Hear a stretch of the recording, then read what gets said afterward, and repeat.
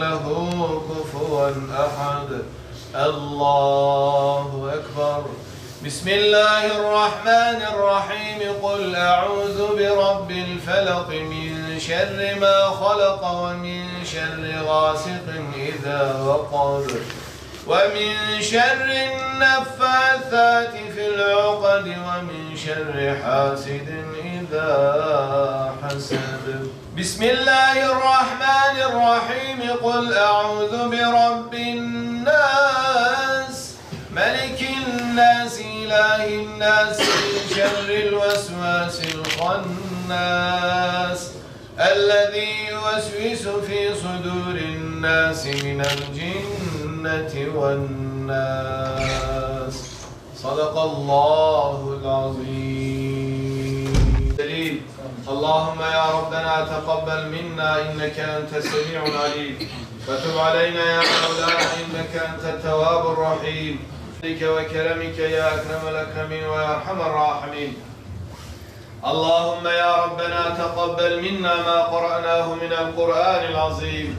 اللهم صل على سيدنا محمد وعلى آل سيدنا محمد صاحب الشريعة والبرهان. اللهم عافنا من كل بلاء الدنيا والعذاب الآخرة بحرمة القرآن وارحم جميع أمة محمد بحق القرآن يا رحيم يا رحمن.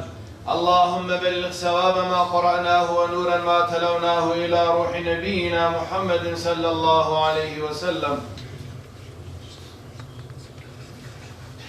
الله أكبر. بسم الله الرحمن الرحيم. الحمد لله رب العالمين الرحمن الرحيم مالك يوم الدين. إياك نعبد وإياك نستعين.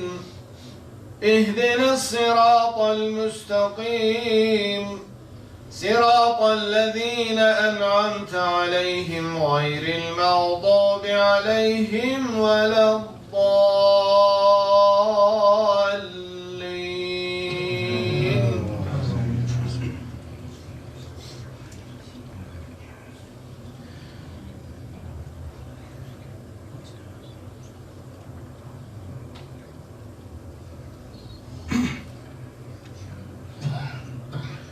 يقول يا ليتني قدمت لحياتي فيومئذ لا يعذب عذابه أحد ولا يوثق وثاقه أحد.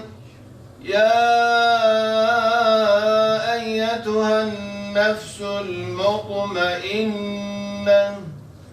ارجعي إلى ربك راضية مرضية فادخلي في عبادي وادخلي جنتي.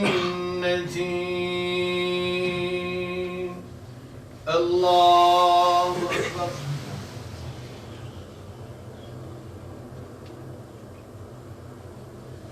سمع الله لمن حمده.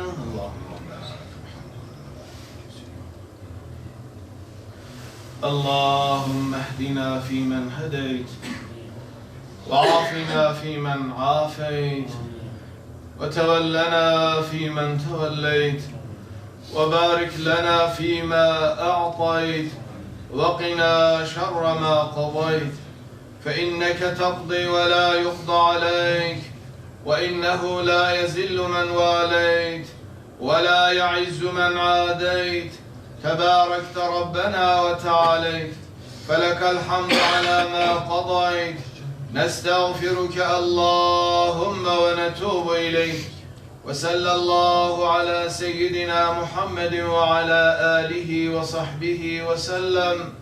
رب اغفر وارحم وأنت خير الراحمين. الله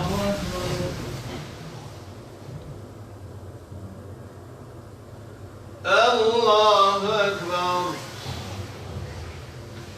الله أكبر.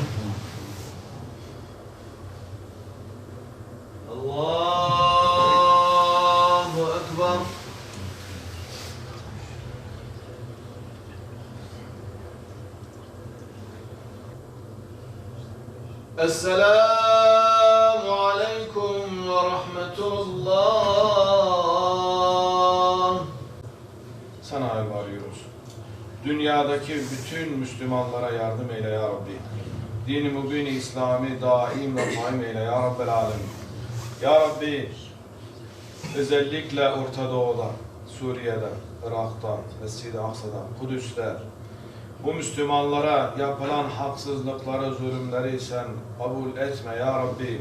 Onların zulümlerini, planlarını başlarına çevir ya Rabbel alemin. Ya Rabbel alemin ve ya Erhamer rahimin. Din-i mübin-i İslam'ı daim eyle, Müslümanların birlik ve beraberliğini sürekli eyle, kardeşliklerini kaim ve daim eyle ya Rabbel alemin.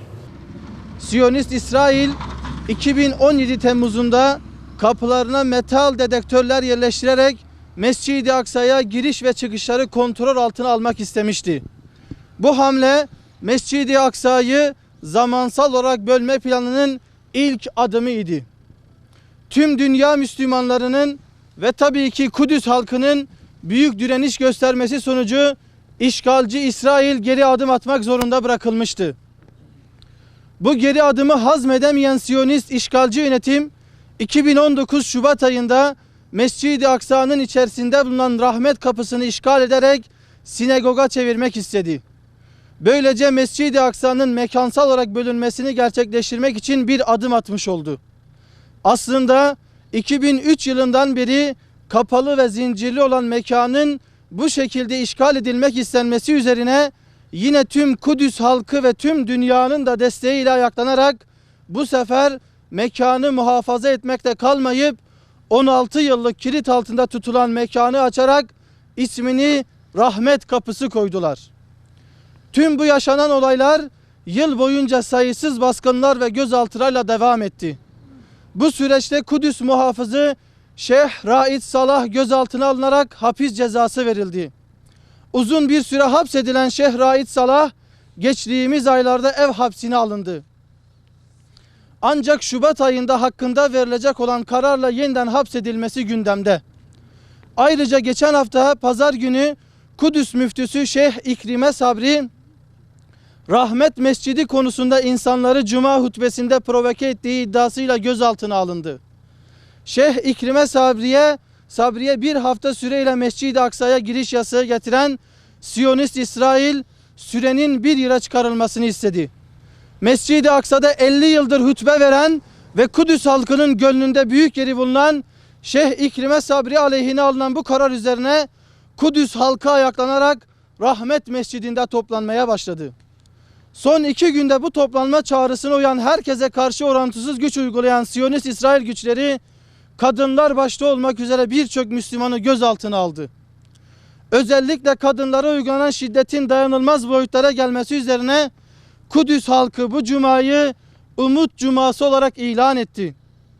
Siyonist İsrail'in Rahmet Kapısı yasağına karşı seslerini yükseltecek olan Kudüs halkı tüm dünya Müslümanlarının Kudüs'ten yükselecek sese karşılık vermelerini bekliyor. Siyonist İsrail'in Mescid-i Aksa'nın değil içerisine herhangi bir taşına bile müdahale etmesini kabul etmeyeceğimizi tüm dünyaya en yüksek sesimizle haykırmalıyız. Çünkü bu meseleyi kabullenmek Mescid-i Aksa'nın bölünmesini kabul etmektir ki bu Müslüman alemi için bir kıyamettir. Şeyh İkrime Sabri gibi ömrünü Mescid-i Aksa'ya adamış birinin Mescid-i Aksa'dan uzaklaştırılması tüm Müslümanların Mescid-i Aksa'ya girmesinin yasaklanmasıyla aynı anlama geldiğini anlamalı ve bunun kabul edilemez bir şey olduğunu haykırmalıyız. Bütün sivil toplum kuruluşları olarak toplumun her kesimine meselenin önemini anlatmalı ve insanları bu konuda bilinçlendirmeliyiz. Bugün burada yaptığımız Efendimiz sallallahu aleyhi ve sellemin kim bir kötülük görürse onu eliyle değiştirsin. Şayet eliyle değiştirmeye gücü yetmezse diliyle değiştirsin. Diliyle değiştirmeye gücü yetmezse kalbiyle düzeltme cihetine gitsin ki bu imanın en zayıf derecesidir. Hadisi şerifi mucibince bu zulme sessiz kalmamaktır. Bugün Türkiye'nin bütün illerinde, bütün merkezi camilerde Müslüman kardeşlerimiz, Kudüs'teki Müslüman kardeşlerimize destek amacıyla bir araya gelmiş bulunuyoruz. Sabah namazında namazlarımızı kıldık. Kur'an-ı Kerim'den ayet-i celileleri okuduk. Senin rızanı umarak dualarımızı yaptık. Mekke'de, Medine'de yapılan dualara ilhak eyle. Senin rızan için ellerini açmış ve sana yalvarmakta olan bu Müslüman kardeşlerimizin yapmış oldukları duaları kabul eyle. Mescid-i Aksa'da senin rızan için fi sebilillah bu direnişi ayakta tutmak üzere bir araya gelen kardeşlerimize Ya Rabbi yardımcı ol. Ya Rabbi onları muzaffer eyle.